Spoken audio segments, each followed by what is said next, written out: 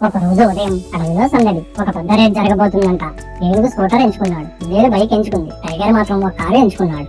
Tiger తన కారును బాగు చేయాలని నిర్ణయించుకుని పోతి అనే స్నేహితుడు సహాయం తీసుకున్నాడు. బాంబు చక్రాలు, కొబ్బరి లైట్లు, చిగురు బెట్లు. టైగర్ కారుకు బీప్ బీప్ అనే శబ్దం వచ్చింది. టైగర్ కార్ స్టార్ట్ చేశాడు. ఆ కారు ఉరో ఉరో అంటూ తప్పుగా బటన్ నొక్కాడు. అందరూ నవ్వారు. అయ్యో, తిరిగి నేర్చుకుంటా అన్నాడు.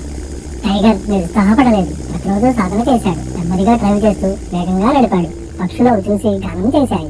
చక్కటి సూర్యకాంతిలో రేస్ రోజు వచ్చేసింది. కుందేలు బైక్ మీద, ఏనుగు స్కూటర్ మీద, టైగర్ తన మెరిసే కారుతో సిద్ధంగా ఉండి డ్రైవ్ చేశాడు.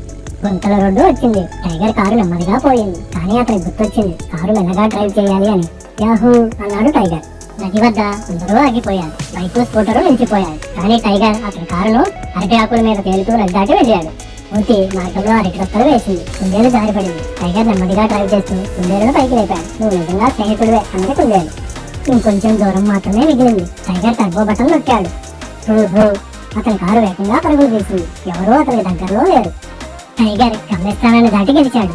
అందరూ టైగర్ జిందాబాద్ అని కేకలు వేశారు. అతని బంగారు స్టీరింగ్ బహుమతిగా వచ్చింది. కానీ టైగర్ అన్నాడు, ఇది మనందరిది. అంతా కలిసి సంబరాలు చేసుకున్నారు.